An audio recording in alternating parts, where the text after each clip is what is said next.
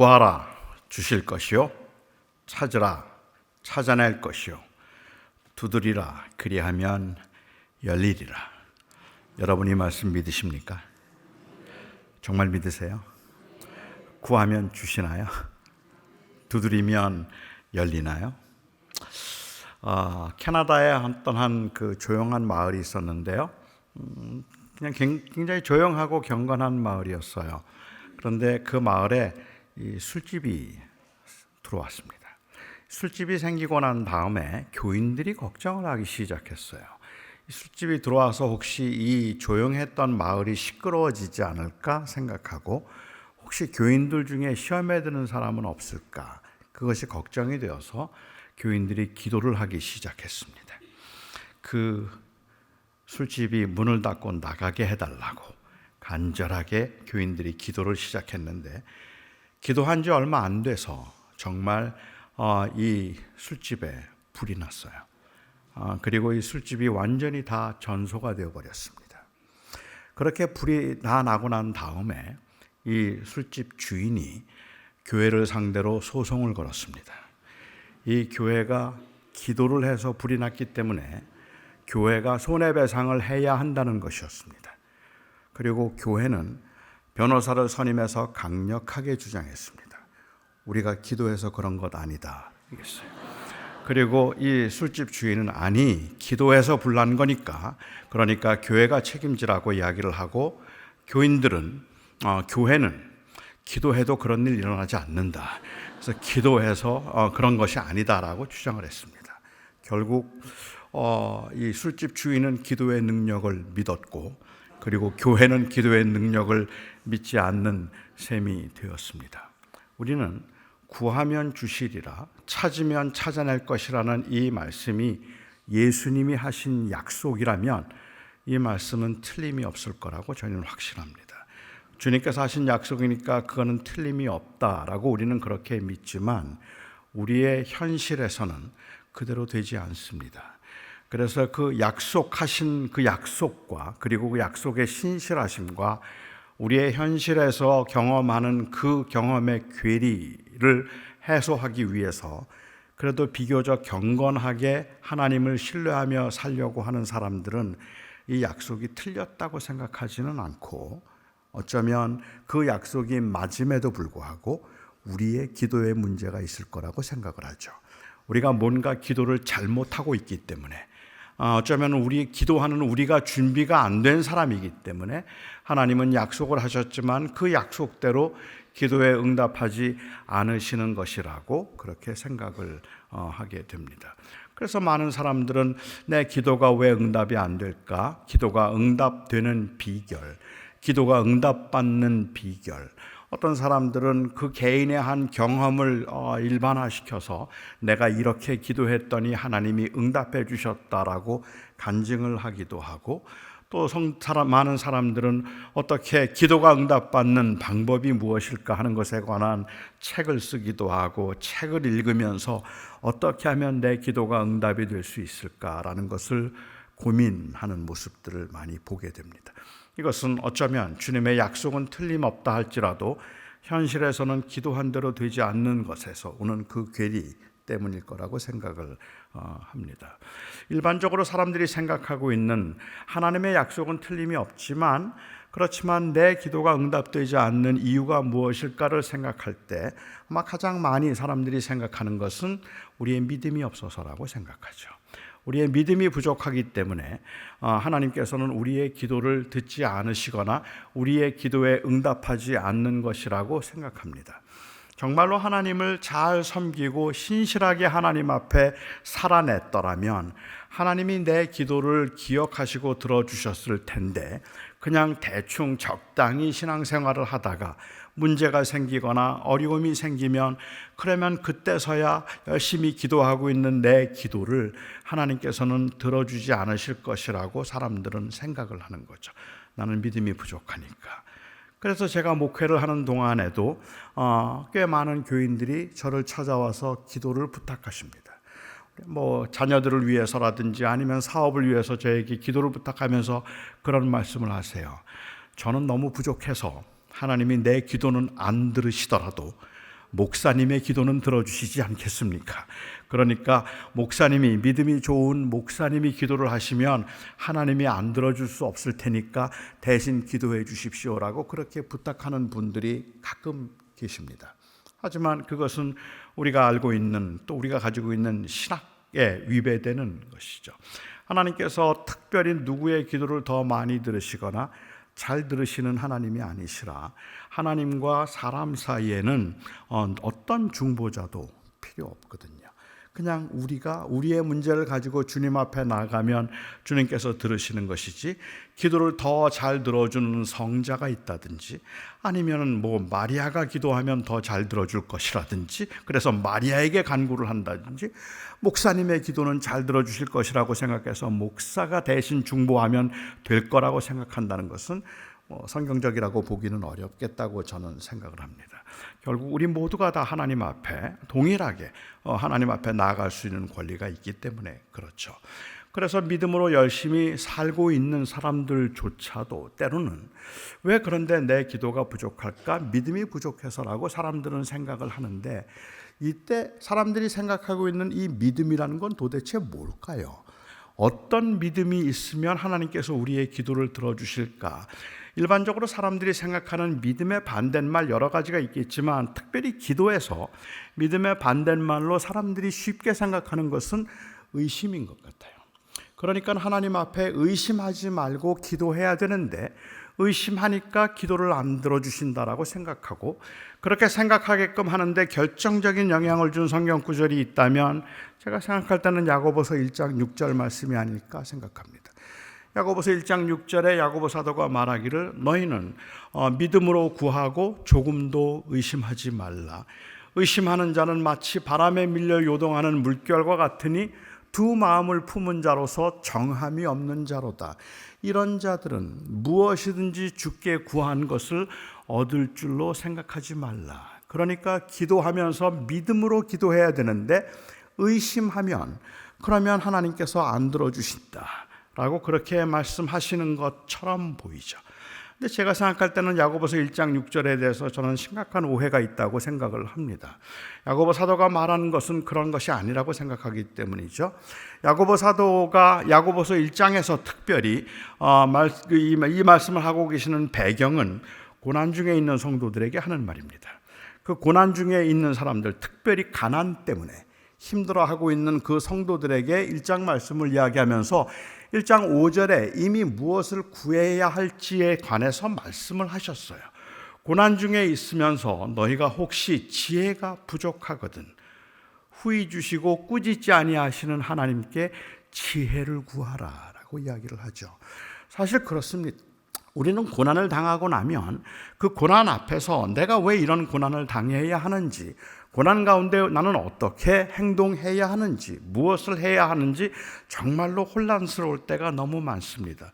왜 나만 이렇게 힘들게 고난을 받아야 될까?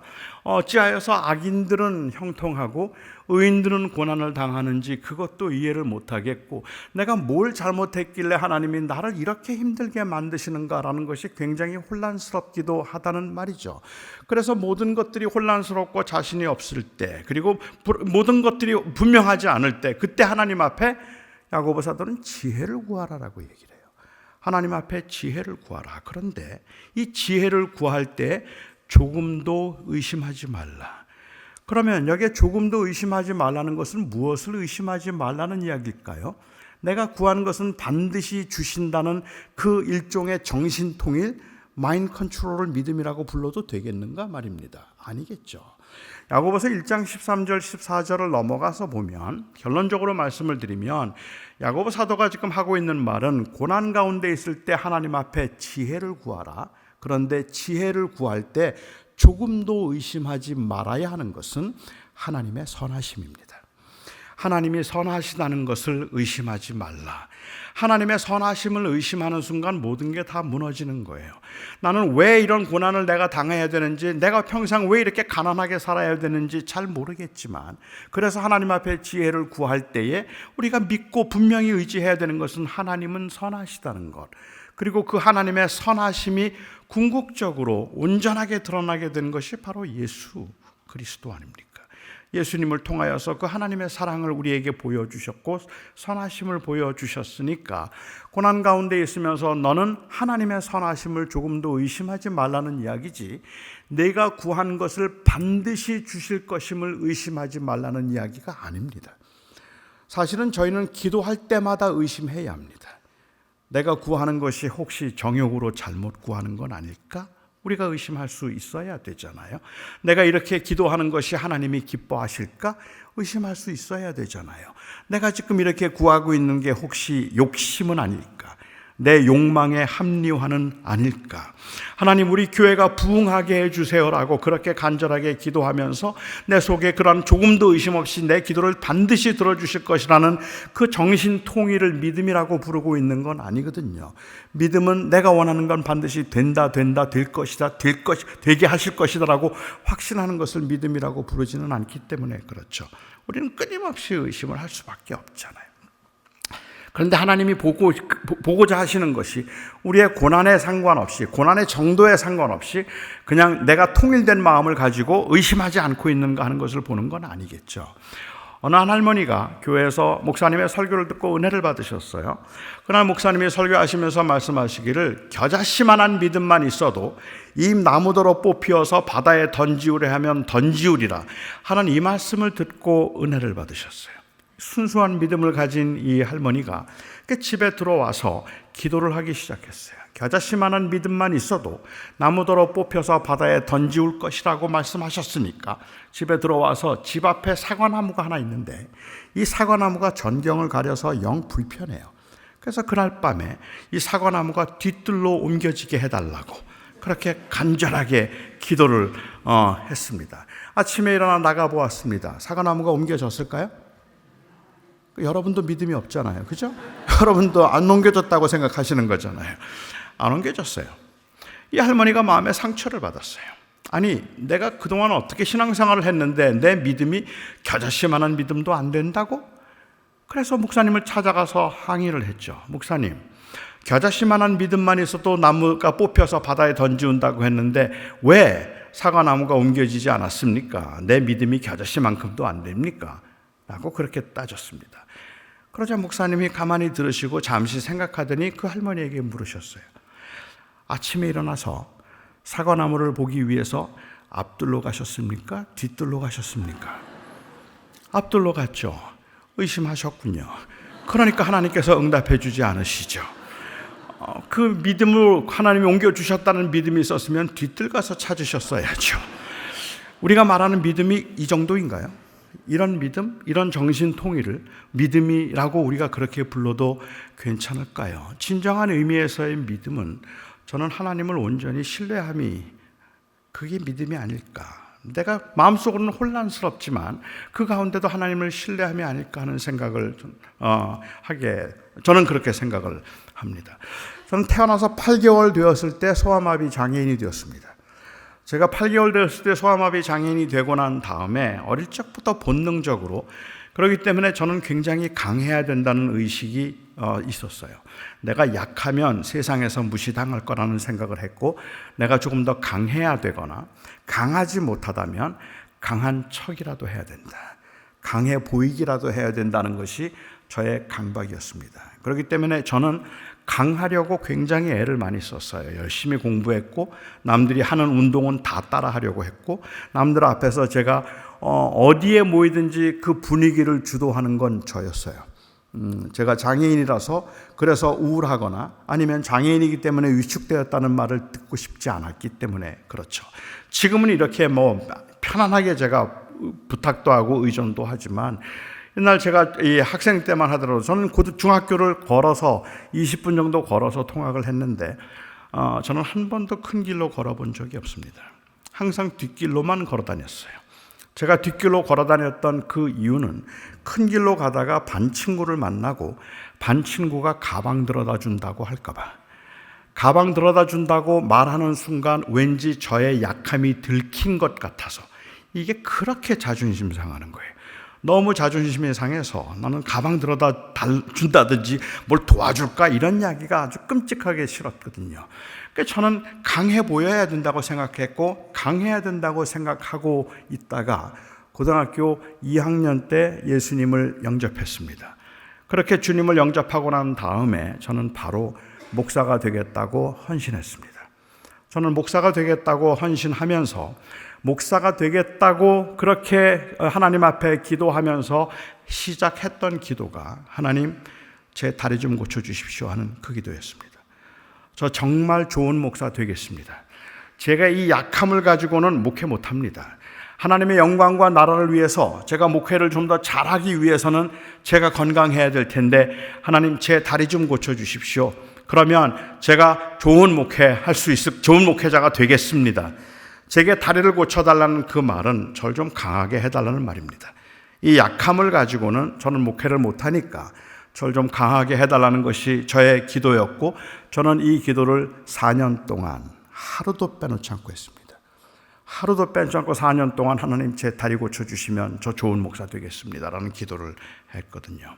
그렇게 4년을 기도하고 대학교 2학년 때 미국에 있는 어느 한 그 교회 앞을 지나가는데 그 앞에 신유 집회라고 이렇게 간판이 붙어 있더라고요. 그래서 그 간판을 보고 제가 저기 가서 한번 이 광고를 보고 제가 저기 가서 기도를 받아야 되겠구나 하는 생각이 들어서 그날 저녁에 제가 그 교회를 찾아갔습니다. 한 30명쯤 교인들이 모여 있었어요. 다 할머니들이에요. 그리고 5명의 미국 목사님들이 이 앞에 의자를 놓고 앉아서 한 명씩 나오면 그 사람을 위해서 기도를 해주는 거예요. 그렇게 한 명씩 기도를 해주는데 그런데 저는 그때 어느 목사님이 저의 머리에 손을 얹고 기도를 해주는데 그렇게 감사했어요. 정말 정성을 다해서 땀을 흘리면서 기도해주는 그 모습에 제가 굉장히 감동을 받았죠. 저는 사실은 그 전에도 한국 교회 신유 집회를 한 2번 정도 참석을 했는데 한국 교회 신유 집회 참석할 때마다 저는 실망했었어요. 제가 실망했던 이유는 너무 분위기를 너무 인위적으로 만들고 가고 있다는 생각이 들었기 때문에 그래요. 그러니까 저를 위해서 기도하시는 그 분이 목사님이 저를 붙들고 제 다리를 붙들고 기도하면서 갑자기 다리가 나온다 그러면 막 사람들이 소리를 지르고 막 울고불고 아우성을 안 나오는데 그런데 막 그냥 그렇게 분위기를 잡으면 막 그냥 들떠가지고 막 울고불고 하는 모습들이 저는 이게 너무 싫었어요. 뭐 이렇게 억지로스러워야 되나? 이렇게 요란해야만 되나? 뭐 이런 게 좀 불편했던 차였는데 이 교회에서는 목사님이 저를 위해서 정성껏 기도를 해주시는데 조용하게 땀을 흘리면서 정성껏 기도한 게 너무 저는 감사했거든요. 그런데 기도가 끝나고 난 다음에 이 목사님이 목사님 중에 한 분이 설교를 하시는데 이 설교가 제 속을 완전히 뒤집어 놓았어요.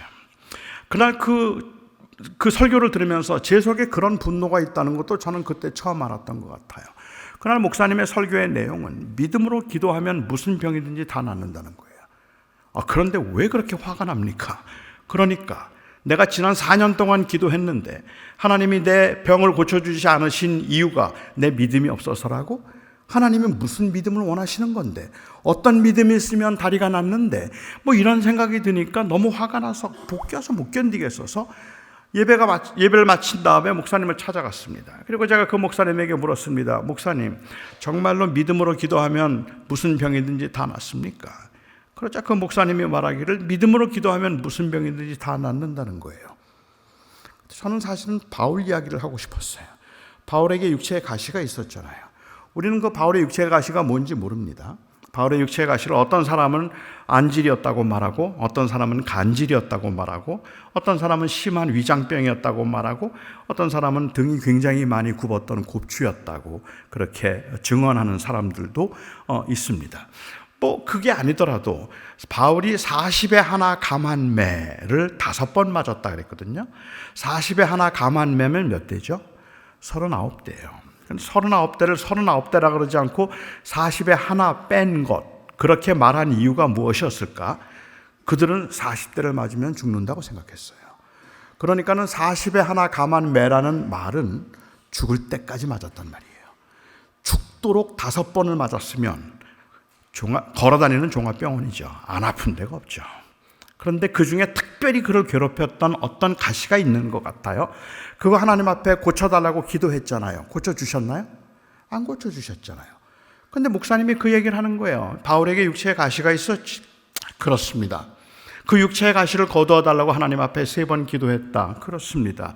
그리고 난 다음에 하나님께서 그에게 응답하시기를 내가 받은 계시가 너무 크기 때문에 너로 하여금 교만하지 않게 하기 위해서 내 몸에 육체의 가시를 두었다라고 말씀하시고 내 은혜가 네게 족하도다 네가 약할 그때가 곧 강함이라 하는 그 주님의 음성을 들었지. 그렇죠. 그리고 목사님이 저에게 물었어요. 그 음성을 듣고 그 깨달음을 갖고 바울이 또 기도했을까? 그래요. 또 했을까요? 하지 않았습니다. 그러자 목사님이 말하기를 그럼 그 병 나았지. 이제 더 이상은 그건 병이 아니라 하나님이 그를 사용하시는 은사인 거지. 너무 교만하지, 받은 계시가 크니까 교만하지 않도록 하기 위해서 그 육체의 가시를 두시고 내가 약할 그때가 곧 강함이라는 것을 깨닫고 난 다음에 이제는 그것이 그가 하나님을 더 잘 섬기도록 하기 위한 은사라는 것을 깨닫게 되었으면 그 병 나았지. 그날 제 병이 나았습니다. 4년 동안 했던 기도를 멈춘 날입니다. 하나님께서 제 몸에 육체의 가시를 둔 것이 저로 하여금 하나님을 더 섬기도록 하기 위한 은사라면 그러면 저는 됐습니다. 하는 생각이 들었죠. 결국 저는 그동안에 했던 기도가 하나님 절 좀 강하게 해주세요. 제가 강해야 잘 살 수 있습니다. 목회 잘할 테니까 절 좀 강하게 해주세요라고 기도했고 그리고 그날 주님께서 저에게 깨닫게 해주셨던 그 하나님의 응답은 난 널 강하게 하지 않겠다는 것이었습니다. 난 널 강하게 하지 않을 거야. 그러나 내가 너의 강함이 되어줄 거야. 저는 지금도 그 약함 때문에 몸을 떨어야 될 만큼 그렇게 부족하지만 제가 믿고 신뢰할 수 있는 것은 내가 강해지는 것이 아니라 나의 강함이 되시는 주님 때문이죠. 왜 가난한지, 왜 아픈지, 왜 힘든지 잘 몰라요. 그러한 상황에서 우리의 마음은 내가 조금만 더 돈이 많으면, 내가 조금만 더 건강하면, 내가 조금만 더 이 힘이 있다면 하는 그러한 아쉬움들이 늘 있지만 하나님께서는 그런 우리들을 그렇게 강하게 하시기보다는 오히려 하나님이 친히 강함이 되심으로 그 약함 가운데 나는 주님 없이는 하루도 못 삽니다. 이 고백을 하게 만드신 것이 크게 은혜잖아요. 그러니까 저 이제 괜찮아요라는 말이 주님의 은혜가 아니면 주의 도우심이 아니면 저는 한 걸음도 못 갑니다 하는 그 고백을 우리가 믿음으로 할 수 있다면 결국 믿음이라는 것은 병이 낫는 것, 믿음으로 병이 낫다는 이야기는 내가 원하는 것을 이루었다는 뜻이 아니라 하나님을 신뢰한다는 의미이겠죠. 내가 원하는 대로 다 되지 않는다 할지라도 말입니다. 어떤 분들은 말하기를 우리의 기도가 응답되지 않는 이유는 우리의 정성이 부족하기 때문이라고 말하기도 합니다. 우리가 정성이 부족해서 즉 기도의 수가 아직 차지 않았기 때문에 그 정성으로 다 하나님 앞에 더 기도하면 하나님이 들어주실 것이라고 생각하죠. 그렇게 생각하도록 하는데 아마 결정적인 그 영향을 준 성경 구절이 있다면 누가복음 18장 말씀일 것 같아요. 낭망하지 말고 기도해야 할 것에 관해서 주님께서 말씀하시고 난 다음에 그 다음에 비유를 말씀하셨어요. 그런데 그 비유를 말씀하셨는데 그 비유 가운데 주님께서는 어느 한 도시에 아주 못된 재판관이 있었어요. 너무 못된 재판관이에요. 그래서 이 재판관이 못된 재판관이 있었고 그리고 또한 아주 불쌍한 원한이 있는 한 과부가 있었어요. 주님께서는 그렇게 비유를 설정하시고 어느 마을에 못된 재판관과 불쌍한 과부가 있는데 이 불쌍한 과부가 너무 원한이 있었기 때문에 자기의 억울함을 좀 풀어달라고 이 재판관을 찾아가요. 내 원한을 좀 풀어달라고. 그런데 안 들어줘요. 듣지도 않아요. 왜요? 그는 악한 자니까. 또 찾아갔어요. 안 들어줬어요. 또 찾아갔어요. 안 들어줬어요. 또 찾아가요.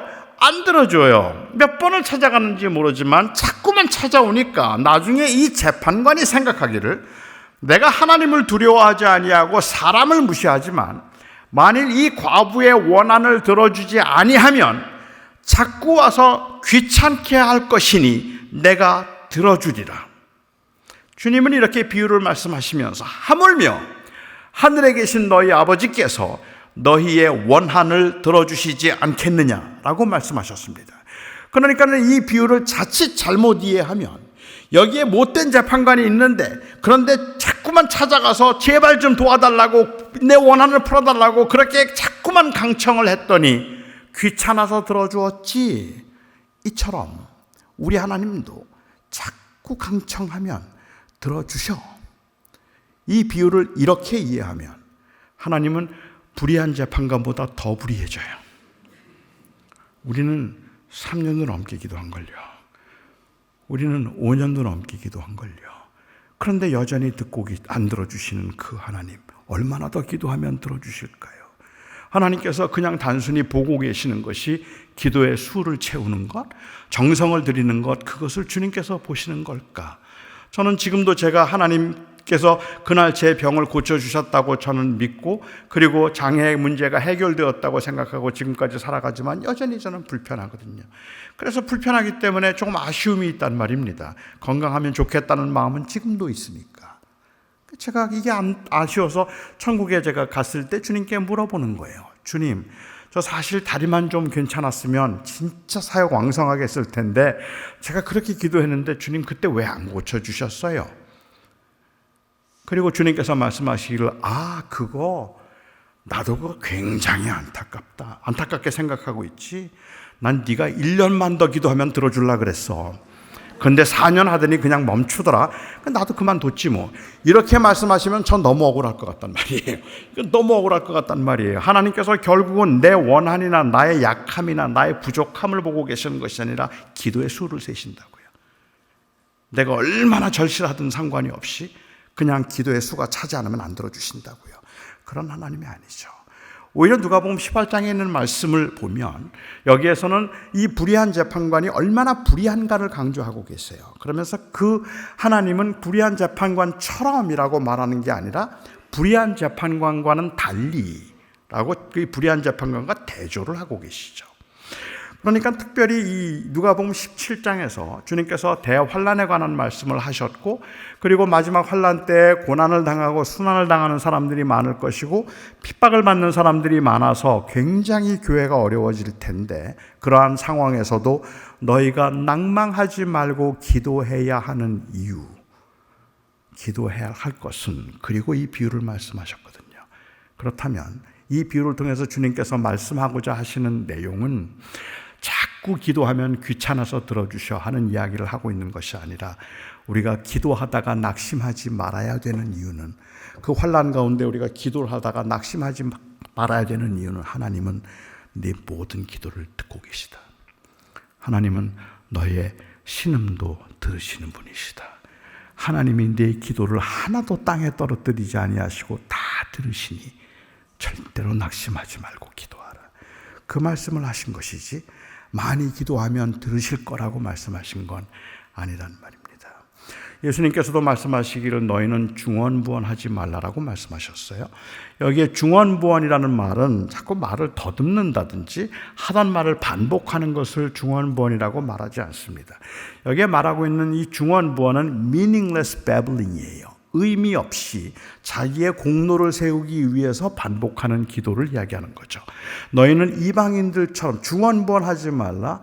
이방인들은 많이 구하여야 들을 줄 알거니와 하늘에 계신 너희 아버지께서는 너희가 구하기 전에 이미 너희에게 있어야 할 것을 아시느니라 라고 얘기하죠. 그러니까는 이방인들의 경우는 많이 기도하여야 들을 줄 알았던 거예요. 그래서 의미 없이 반복해서 기도함으로 그 기도가 자기의 공로가 되는 것, 이것을 의미했던 것이죠. 하나님 이번에 우리 아들 그 대학교에 가게 해주세요. 하나님 이번에 우리 아들 그 대학교에, 하나님 이번에 우리 아들 그 대학교에 가게 해주세요. 하나님 우리 아들 이번에 그 대학교 가게 해주세요. 하나님 우리 아들 이번에 하나님 우리 아들 이번에 그 대학교 가게 해주세요. 100번 했다. 400번 남았다. 하나님 우리 아들 그 대학교 가게 해주세요. 하나님 우리 아들 대학교에서 그 수를 채우고 의미 없이 반복하고 있는 그 기도를 중언부언이라고 말씀하십니다. 할 필요 없다는 거예요. 그렇게 하나님께서는 이미 너희에게 있어야 할 것을 아신다라고 말씀하시죠. 우리가 계속해서 기도를 하다 보면 우리의 기도는 어쩔 수 없는 반복인 거 아시죠? 새벽마다 기도하는 분들, 새벽 기도 와서 하시는 기도들 거의 써서 외운 것처럼 매일 똑같아요. 기도가 그런데 그 기도가 의미 없는 반복이나 중언부언이 아니에요. 왜냐하면 매 기도마다 거기서 간절함이 있거든요. 간절함이 있으니까. 기도 굉장히 많이 하던 권사님이 한 분 계셨어요. 저희 교회에.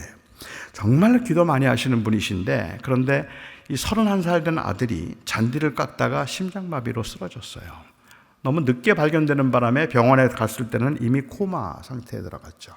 그리고 이제 병원에서는 그가 뇌사인가 아닌가 하는 것을 판정하기 위해서 그 당시에 뭐 한 1시간 정도 기계를 떼었다 붙였다 하면서 자가 호흡을 하는가 안 하는가 뭐 이걸 검사를 1시간 정도 뇌사 판정 내리기 전까지 하더라고요.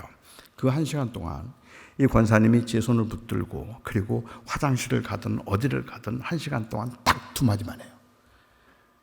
그렇게 기도 잘하시는 권사님이 기도를 못해요. 그리고 딱 2마디만 반복해서 해요. 하나님 잘못했어요. 하나님 한 번만 살려주세요. 하나님 한 번만 살려주세요. 한 번만 살려주세요. 하나님 잘못했어요. 한 번만 살려주세요. 한 번만 살려주세요. 수백 번도 더 했을걸요. 이건 중언부언이 아니에요. 왜냐하면 그 기도에 간절함이 있잖아요. 진심으로 그것밖에는 할 말이 없어서 계속해서 부르짖고 외치고 있는 그 모습을 주님께서는 중언부언이라고 부르지 않으시죠. 오히려 이방인들이 가지고 있던 그 생각, 많이 기도하면 들을 줄 알고 자꾸 정성을 들이는 그러한 기도를 주님은 그럴 필요 없다고 말씀하시는 것이죠. 우리의 기도가 정성이 부족해서 하나님이 안 들어주신다고요? 우리가 그렇게 절실하고 간절한데도 불구하고 하나님께서는 우리의 사정을 보고 계시는 것이 아니라 기도 숫자를 세고 계시다고요? 그럴 리가 없죠. 그렇지 않죠. 어떤 분들은 말씀하세요. 하나님이 우리의 기도를 들어주지 않는 이유는 우리가 정욕적으로 구하기 때문이다라고 얘기하죠. 그런데 우리가 정욕으로 말한다는 것은 우리의 일상에 필요한 것들을 구하는 것, 내 자녀들의 건강을 위해서 기도하고 가족들의 건강을 위해서 기도하고 사업이 잘 되기를 위해서 기도하는 것, 이게 정욕이라고 생각을 하는 경우가 있는 것 같아요. 그럴 리가 없죠. 저는 우리가 기도하면서 우리의 일상에 필요한 것들을 구하는 것, 소위 말하는 기복적인 기도라고 하더라도 저는 기복 기도가 문제가 전혀 없다고 생각하는 사람입니다. 제가 문제 삼는 것은 기복적인 기도가 아니라 기복주의예요. 기복주의는 그것이 내 인생의 궁극적인 목적인 것처럼 생각하는 것이죠. 하지만 일상에 필요한 것들을 위해서 기도하는 건 어쩔 수 없는 인간의 연약함이고, 그래서 우리는 무엇이든지 주님 앞에 구할 수 있어야 되는 거잖아요. 아프면 아프다고 기도해야 되고 힘들면 힘들다고 기도해야 되는데 그게 기복이 아니죠. 사랑하는 아들이 갑자기 병원에 들어갔는데 기도 안 되겠어요. 간절하게 우리 아들 좀 고쳐달라고 기도해야 되겠죠. 저는 그게 문제가 안 돼요. 오히려 야고보서에서 말씀하고 있는 정욕적인 기도가 무엇인가를 생각해 보면, 당시 야고보서의 그 문맥을 살펴볼 때 3장에 있는 내용을 보면 야고보서를 받아보고 있는 교회가 분쟁이 생겼어요. 싸움이 난 거예요. 그런데 싸움이 생겼는데 그 싸움이 생긴 이유가 바로 이 선생들 때문이었어요. 선생들의 독선적인 자세 때문에, 그래서 자기들만 옳다고 생각하는 사람들 때문에 교회가 시끄러웠거든요. 그렇게 시끄러운 교회를 향하여서 너희가 독한 시기와 미움이 있으면 자랑하지 말라. 그것이 시기와 미움이라면 마치 굉장한 열심이라도 되는 것처럼 이 선생들의 자랑하는 모습을 그거 자랑하지 말라고 말씀하셨어요. 그렇게 말씀하시면서 위로부터 난 지혜는 양순하고 관용이 있고 그리고 화목하고 그리고 사람들을 이해하는데, 그렇지 않은 것은 마귀적이고 자꾸만 분쟁을 일으킨다라는 말씀을 하신 다음에 4장에서 말씀하시죠. 너희가 얻지 못하면 구하지 아니하며 구하여도 얻지 못하는 것은 정욕으로 쓰려고 잘못 구하기 때문이다. 따라서 여기에서 말하고 있는 정욕적인 기도는 항상 자기는 옳다고 생각하고 다른 사람들이 틀렸다고 생각하면서 하는 기도예요. 그런데 우리의 기도가 꽤 많이 정욕적인 경우들이 있어요. 우리의 기도 가운데는 하나님 우리 남편 좀 회개하게 해주세요. 우리 목사님 변하게 해주세요. 우리 아내 좀 달라지게 해주세요. 하나님 우리 이 교회가 변하게 해주게 해주세요. 다 변하게 해주세요. 하나님 근데 저는 안 변해도 돼요. 그러면 그게 정욕이에요. 나는 옳다고 생각하고 다른 사람은 틀렸다고 생각하는 것. 그게 정욕이지 일상의 필요를 위해서 구하는 게 정욕이 아니란 말입니다. 그건 얼마든지 구할 수 있죠. 어떤 분들은 말해요. 우리의 기도가 응답이 안 되는 이유는 우리가 하나님의 뜻대로 구하지 않기 때문이라고 이야기하죠. 너무 정답이죠. 그런데 문제는 하나님의 뜻을 모른다는 거잖아요. 어떤 분들은 기도를 하면서 그래요. 1시간 동안 눈물로 기도해요. 하나님, 우리 가정을 지켜주세요. 우리 남편, 우리 아내, 우리 부모님, 우리 아이들 하나님 지켜주세요. 교회를 지켜주시고 우리 나라를 지켜주시고, 정말 1시간 동안 간절하게 기도하고 난 다음에 그 끝에, 그러나 내 뜻대로 마옵시고 아버지의 뜻대로 하옵소서. 그럼 저는 그런 기도를 듣고 있으면 속으로 드는 생각이, 뭐하러 1시간 동안 기도를 했지? 그냥 뜻대로 하세요 이렇게 하면 10초면 끝날 기도를, 뭐 때문에 1시간 동안 자기가 막 기도하고 난 다음에 그러나 내 뜻대로 마옵시고 아버지의 뜻대로 하옵소서라고 기도할까? 사실은 그건 굉장히 진실하고 경건한 모습이에요. 저는 그 기도를 굉장히 좋아합니다. 왜냐하면 내 마음속에 간절함과 원함이 있지만, 그래서 기도하지만 내 속에 있는 궁극적인 원함은 그러나 하나님의 뜻이 이루어지길 원하는 거거든요. 저는 이런 걸 정말 원해요, 주님. 하지만 내가 원하는 것보다 하나님이 원하시는 게 더 중요합니다. 그 고백이라면 이건 굉장한 신앙의 고백이죠. 그런데 어떤 때는 경우에 따라서는 이 주님의 뜻대로 하시옵소서라는 이 기도가 때로는 마치 암호처럼 그렇게 이 여겨지는, 공적이 되는 그러한 경우도 종종 있는 것 같아요. 하나님, 이번에 우리 아들 그 회사에 취직될 수 있게 해 주시옵소서. 그러나 내 뜻대로 마옵시고 아버지의 뜻대로 하옵소서. 아버지의 뜻대로 떨어졌어요. 그렇게 아버지의 뜻대로 떨어졌으면 아버지의 뜻이구나 라고 생각하고 그냥 받아주면 괜찮은데, 굉장히 섭섭해요. 너무너무 섭섭해하는 거죠. 그러면서 이제 드는 생각이, 아니 내가 뜻대로 하시옵소서라고까지 기도했는데 그런데도 내 기도를 안 들어주셔? 결국은 하나님 앞에 내가 페이버를 얻기 위해서 하는 기도 정도라고 생각하는 경우도 있는 것 같아요. 그럴 이유 없다고 저는 생각합니다. 그냥 우리가 원하는 대로 구하시면 되는 거예요. 우리가 필요한 대로 필요한 것들을 구하면 되는 거죠.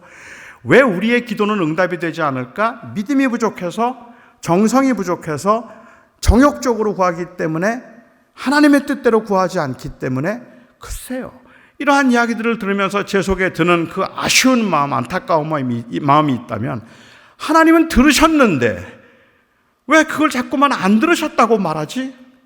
하나님께서는 그 기도를 선하게 들으시고 하나님은 그 기도를 기뻐하셨는데, 그런데 왜 자꾸만 내가 원하는 대로 응답이 안 됐기 때문에 그 기도는 하나님이 안 들으셨다고 생각을 할까? 하나님께서 원하시는 것이 정말로 그것이었을까라는 생각을 하게 되는 거죠. 전 여러분들에게 하나님 앞에 여러분들이 드리는 그 기도 하나도 땅에 떨어지지 않습니다. 하나님은 여러분들의 모든 기도를 듣고 계시고 그 기도를 듣기를 기뻐하시고 그 기도를 통해서 일하기를 하나님은 원하십니다. 그래서 우리가 기도할 수 있는 거죠. 예수님께서는 이 비유를 말씀하시고, 이 말씀을 하시고 난 다음에 비유를 말씀하셨잖아요. 어떤 사람이 자식이 떡을 달라고 하는데 돌을 줄 아비가 있겠으며, 자식이 생선을 달라고 하는데 뱀을 줄 아비가 있겠느냐? 너희가 악한 아비라도 자식에게 좋은 것을 줄 알거든 하물며 하늘에 계신 너희 아버지께서 너희에게 좋은 것을 주시지 않겠느냐? 구한 것을 주신다는 약속을 하지 아니하고 좋은 것을 주신다는 약속을 한다는 말입니다. 여기에 지금 이 팔레스틴 지방에서는 그 당시에 돌과 떡이 비슷하게 생겼대요. 둘 다 거무틱틱하고 둘 다 딱딱하고 둘 다 둥그스름해요. 그러니까 웬만한 아이들은 전부 다 그게 돌인지 떡인지 식별이 되지만 그것을 식별하지 못하는 어린아이도 있는 거예요. 그런데 그 어린아이가 만일 배가 고파서 떡을 달라고 말한다면, 그 달라고 한 것이 떡이라면, 그렇다면 아버지가 그 아이에게 떡을 줄까요? 돌을 줄까요? 당연히 떡 주죠. 떡 달라고 하면 떡 주지 않겠습니까? 그런데 이 자식이 그게 떡인 줄 알고 돌을 달라고 말하면 어떠세요? 그게 떡인 줄 알고 돌을 달라고 말하면 아버지가 돌을 줄까요? 떡을 줄까요? 떡을 주겠죠. 돌을 줄 아비가 있을까요? 있어요. 있어요. 저 같은 아버지예요. 저는 자식이 돌을 달라고 하면 돌을 줬어요. 왜냐하면 제가 원했던 것은, 저희 아이들에게 제가 원했던 것은 좋은 아버지라는 말을 듣고 싶었기 때문이에요. 저희 딸은 제가 학교에 있을 때 태어났어요. 학교에 있을 때 태어났기 때문에 저희 딸의 경우는 제가 자기 전에 늘 기도해주고 성경 읽어주고 저희 딸하고의 추억이 정말 많아요. 우리 큰딸의 경우는 제가 그래서 같이 기도하고 같이 산책하고 책도 읽어주고 성경 이야기도 해주고 그냥 같이 그렇게 보낸 시간들이 많았는데, 우리 큰아들은 제가 교회를 개척하고 1년 반 만에 태어났어요. 그런데 저희 아들은 제가 그 아이를 위해서 기도해 준 기억이 없어요. 그 아이에게 성경을 읽어준 기억도 없어요. 개척을 하고 난 다음에 목회가 너무 바빠서 이 아이가 잘 때 저는 새벽기도 간다고 항상 나갔고 제가 들어오면 자고 있었어요. 그러니까는 그 아이에게 저는 절대로 좋은 아버지가 아니에요. 이 아이에게는 시간을 보낼 수가 없었으니까. 그리고 그냥 목회만 열심히 하려고 애를 썼었죠. 그래서 저는 제 아들에게 좋은 아버지가 아니지만 좋은 아버지라는 말을 듣고 싶어요. 그래도 그 아이가 나를 이해해줘서 좋은 아버지라고 생각했으면 좋겠다는 그런 마음이 저에게는 늘 있었죠. 어쩌다가 제가 제 아들을 데리고 쇼핑을 갑니다. 그로서리 쇼핑을 가면 우리 아들이 저한테 그래요. 아빠, 아이스크림 먹고 싶은데? 이게 얼마나 저한테 좋은 소식인지 아세요? 아이스크림? 그럼 내가 사줘야지. 그리고는 아이스크림 파는 섹션으로 갑니다. 제 아들에게 말합니다. 제 아들이 큰아들이 승우인데, 승우야, 너 원하는 거 뭐든지 다 사. 내가 다 사준다. 정말? 그리고는 아이스크림을 고르기 시작해요. 이것저것 다 고릅니다. 저 다 사줍니다. 아빠 빵. 그럼 빵 사줘야지. 그리고는 빵 파는 곳에 가서 빵을 다 사줘요. 그 빵을 사주고 아이스크림을 사주면 너무 좋아서 우리 아들이 나오면서 하는 말, 저의 마음을 정말로 기쁘게 해주는 말. 아빠, 아빠가 최고야. 엄마는 안 사줘. 이 말을 들을 때 제가 얼마나 기분이 좋은지. 그래, 마치 내가 좋은 아빠지. 그리고 집에 들어가면 제 아내가 난리가 납니다. 이거 다 먹고 죽어도 좋으냐부터 시작을 해서 아이가 사달란다고 다 사주는 아버지가 어디에 있느냐고, 무슨 부모가 아이가 사달란다고 다 사주냐고 막 난리를 쳐요. 야단을 치죠. 제 아내에게는 이 아이의 웰빙이 좋은 엄마라는 레퓨테이션보다 더 중요해요. 좋은 엄마라는 이름보다 아이가 건강한 게 더 중요해요. 저는 아이의 건강보다 내 이름이 더 중요해요. 좋은 아빠라는 말이 더 중요해요. 그러니까 저는 아이에게 원하는 건 다 사주고, 그래서 나 좋은 아빠지, 아빠가 최고야 라는 말을 들으면 기분이 좋죠.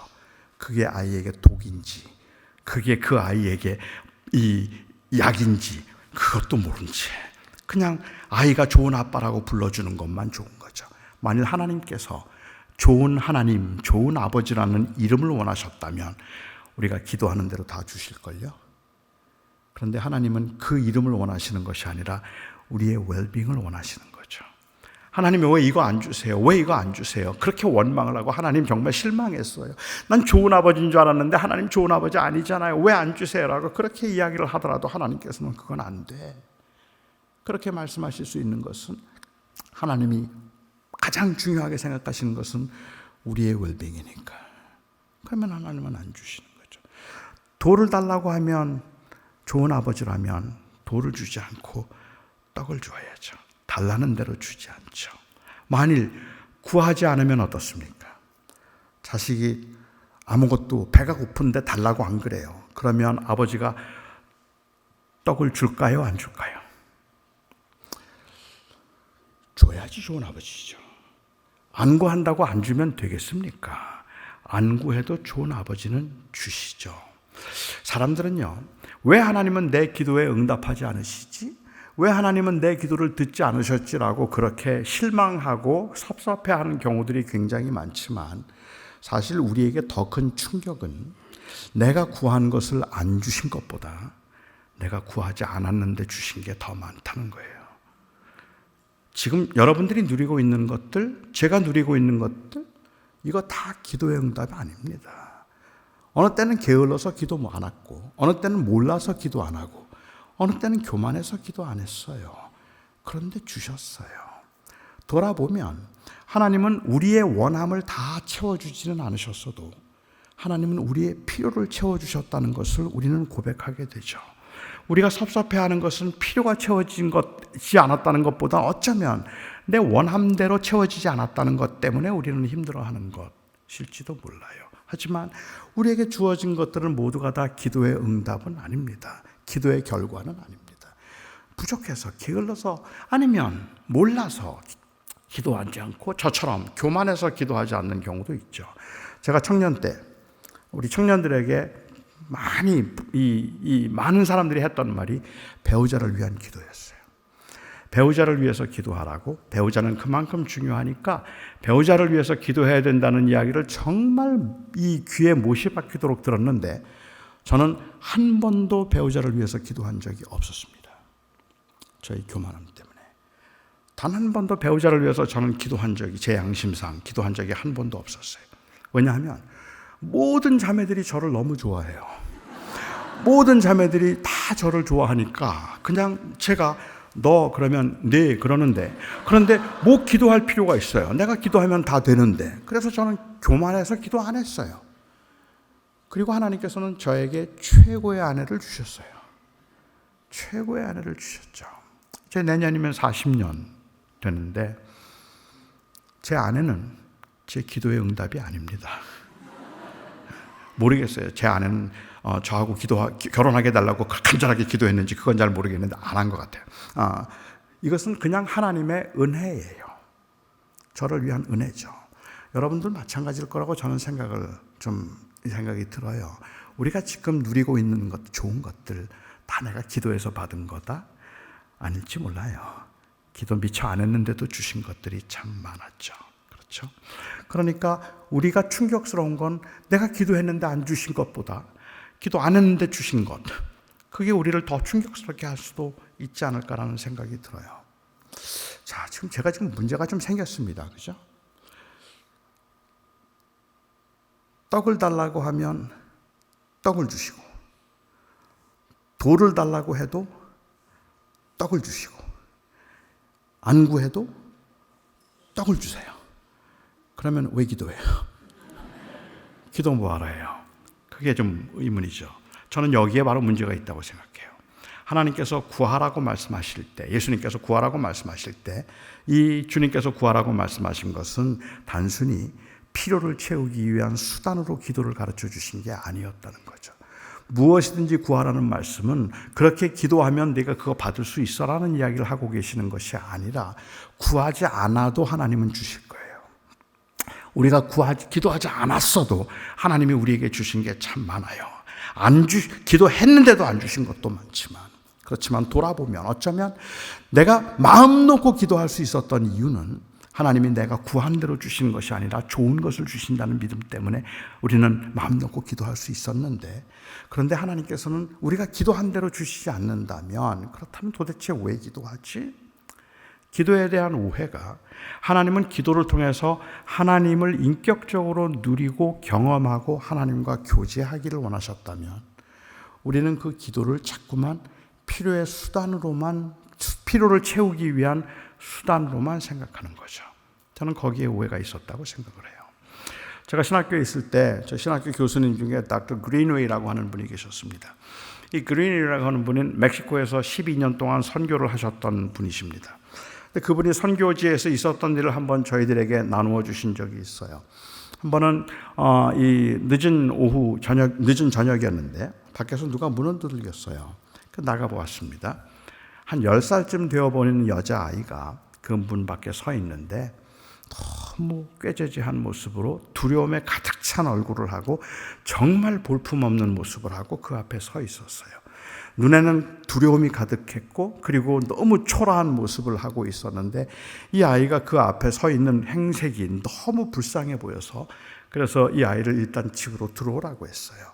그리고 그린웨이가 그 아이에게 물었습니다. 무슨 일이냐 물었습니다. 그러자 그 그린웨이가 그 여자아이가 아주 조심스럽게 입을 열어서 말하기를 우리 엄마는 내가 3살 때 죽었고 아빠는 알코올 중독자인데 4개월 전에 술에 취한 아버지가 자기를 총으로 쏴서 죽이려고 했다는 거예요. 그래서 도망 나왔어요. 아버지가 자기를 죽이려고 해서 술이 취해서 죽이려고 해서 도망 나와서 지난 4개월 동안 이 마을 저 마을 다니면서 쓰레기통을 뒤지기도 하고 그리고 구걸을 하기도 하고 굶기를 밥 먹듯 하면서 흘러서 그 마을까지 온 거예요. 그런데 그 마을에 와서 그 집이 선교사의 집인 것을 알고는 혹시 너무 배가 고파서 저녁 한 끼 얻어 먹을 수 있을까 해서 용기를 내서 문을 두들겼던 거죠.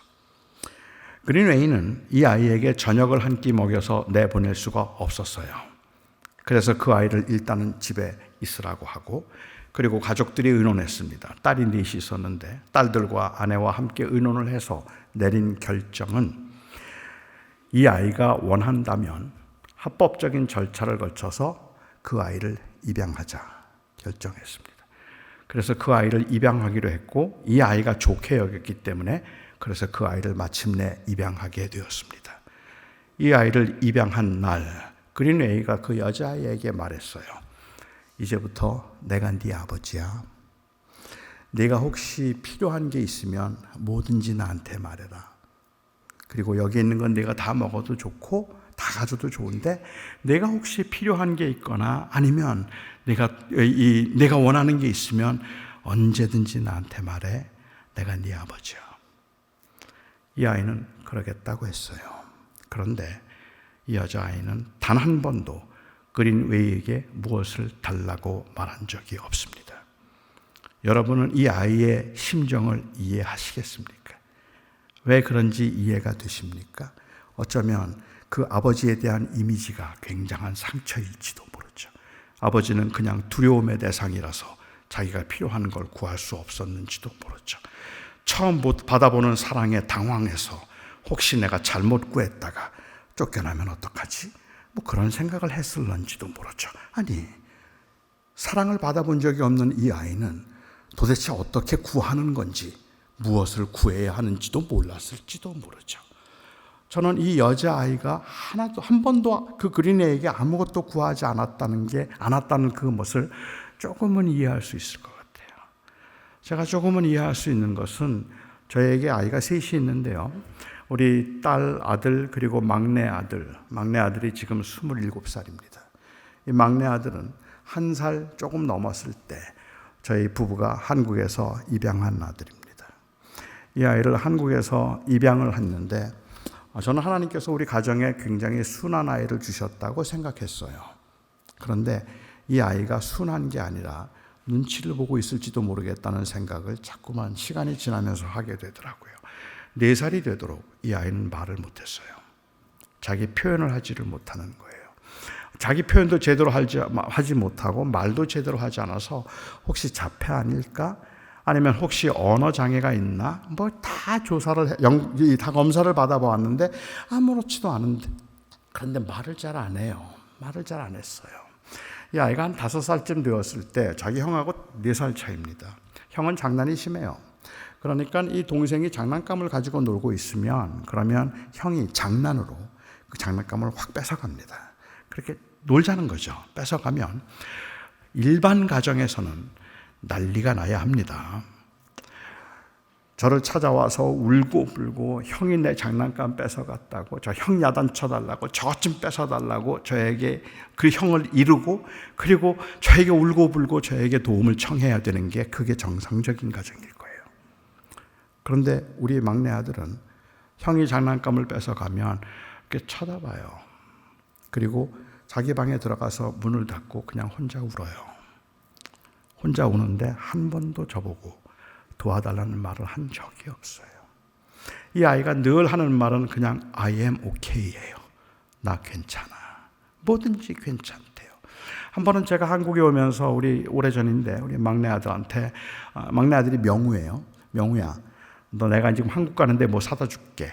뭐 갖고 싶은 거 있어? 우리 아들 특유의 반응 언제나 보이는 것처럼 I'm okay. Nothing. 아무것도 필요 없대요. 다 괜찮대요. 아니 뭐든지 필요한 게 있으면 말하라고 내가 사다 줄게. 자긴 필요한 거 없대요. 괜찮다고 고맙다 그래요. 제가 제 아내에게 물었어요. 우리 아들한테 뭘 사다 주면 우리 아들이 좋아할까?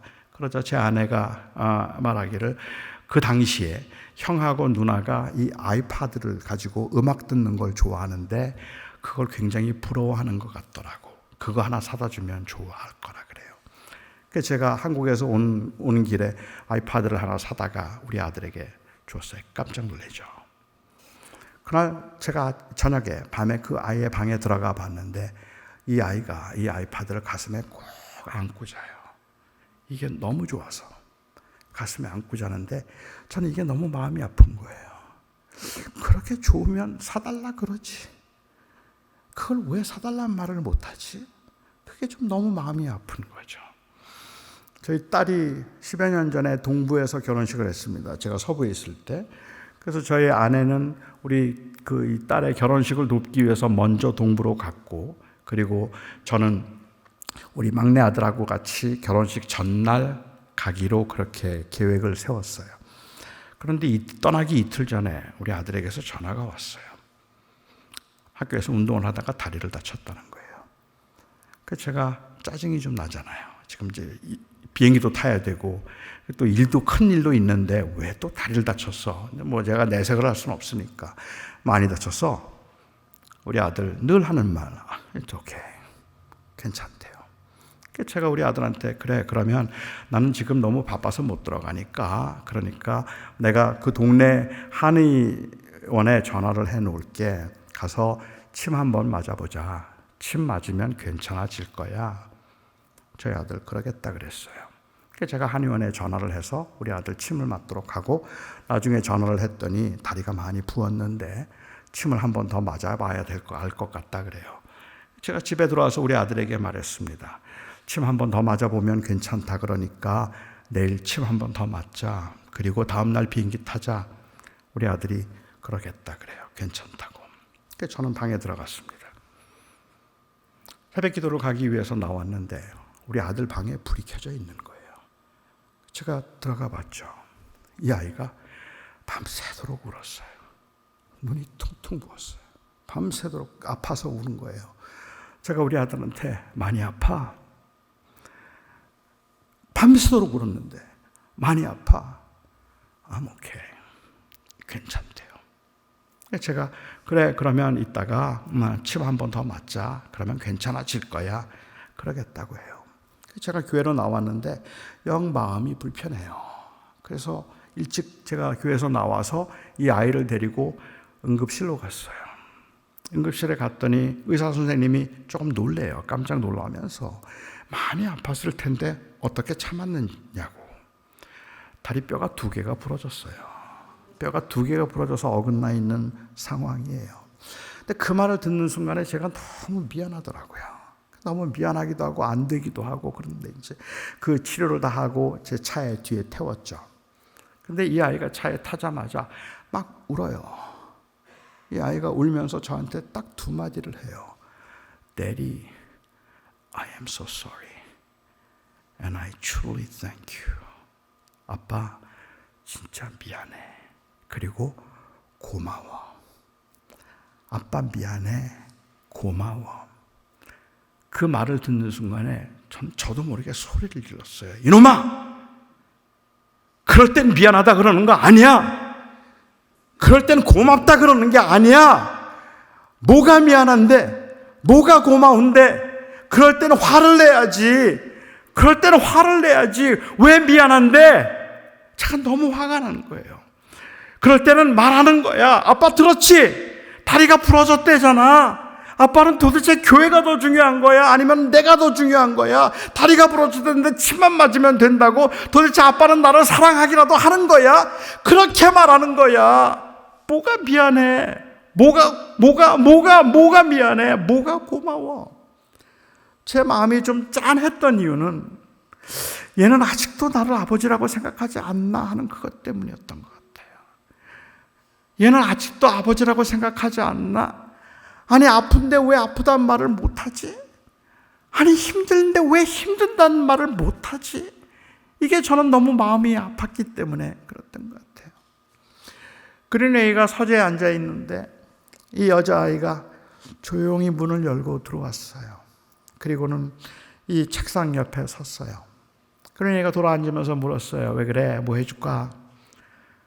그러자 이 아이가 아주 조심스럽게 입을 열어서 말을 해요. 아빠, 신발끈 하나가 필요해요. 그 말을 듣는 순간 그린웨이는 돌아앉아서 울었다고 고백을 했어요. 얘가 나보고 아빠라 그랬다. 얘가 자기가 필요한 걸 나한테 달라고 말했다. 그게 너무 좋아서 저는 그게 기도라고 생각해요. 무엇이든지 구하라. 무엇이든지 구하라는 것은 필요를 채우기 위한 수단으로 말씀하시는 것이 아니라 내가 네 아버지야 알지. 그 말씀을 하시는 거죠. 그러니 무엇이든지 구하고 내가 네 아버지인 것을 알라. 단순히 필요를 채우기 위한 수단으로 기도를 생각하다 보니까 오늘날 교회에서 보이는 문제 중에 하나는 정말 힘들고 버거웠을 때, 인생이 정말 힘들었을 때 그렇게 부르짖고 기도하던 분들도 인생이 제대로 풀려서 잘 되고 나면 기도를 안 하더라고요. 기도할 게 없나 봐요. 제가 한 두어 달 전에 미국에 한 2세를 만났는데 2세들 잘 나가는 친구들 많습니다. 돈 잘 벌어요. 그리고 정말 잘 나가요. 교회 열심히죠. 근데 한 친구가 저한테 그 질문을 해요. 자기는 뭘 기도해야 될지 모르겠대요. 기도할 게 없대요. 다 좋은데, 다 많은데, 뭐 사업도, 건강도, 아이들도 다 공부 잘해. 나는 뭘 기도해야 될지 모르겠다고 이야기해요. 기도를 필요를 채우는 수단으로 생각하면 꽤 많은 분들이 더 이상은 기도해야 될 필요를 별로 못 느끼죠. 그 반대 현상이 또 있는 거 아세요? 정말 힘들고 버거웠던 분들, 정말 힘들게 사는 분들이 제가 한국교회에서 요즘엔 느끼는 거지만 이제 더 이상은 기도 안 하려고 그래요. 그리고 하시는 말씀, 목사님 기도해도 안 돼요. 기도해도 안 돼요. 정말 오랫동안 간절하게 기도했는데 내 인생의 문제가 풀리지 않는 것 같기 때문에 기도에 낙심하고 기도를 포기한 분들이 계시더라는 말입니다. 아니에요. 하나님께서 무엇이든지 구하라고 말씀하실 때 하나님은 그거 구하면 줄게 라고 그렇게 우리와 흥정하고 계시는 분이 아니라 내가 네 아버지니까 뭐든지 가지고 나와. 나하고 말하자. 그거 원하시는 거잖아요. 하나님은 지금도 여러분을 원하시잖아요. 우리를 원하시잖아요. 저는 이 시대 교회가 기도를 다시 회복해야 된다면, 우리가 회복해야 되는 건 다시 열심을 내어서 우리가 원하는 거 다 받아냅시다가 아니라, 우리가 다시 기도를 회복해야 된다면 하나님이 우리의 아버지이심을 우리 다시 한번 확인하고 그리고 경험하며 살아갑시다.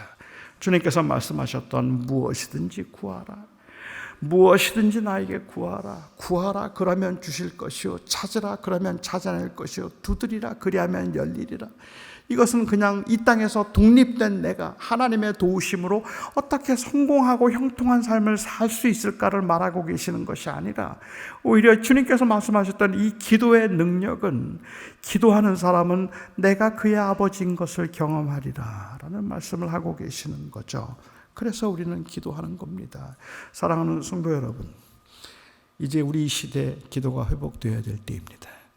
그동안에 기도하다가 지쳐서 기도해도 안 돼요 라는 그 마음 때문에 기도를 멈추셨던 분들이 계시다면, 기도하다가 상심하신 분들이 계시다면, 아니 혹 여기 계신 분들 중에 사는 게 그래도 비교적 순탄하고 평화로워서 괜찮아서 그렇게 크게 간절하게 기도할 내용이 없어서 기도에 소홀했던 분들이 계시다면 다시 한번 하나님 앞에 나와야 할 겁니다.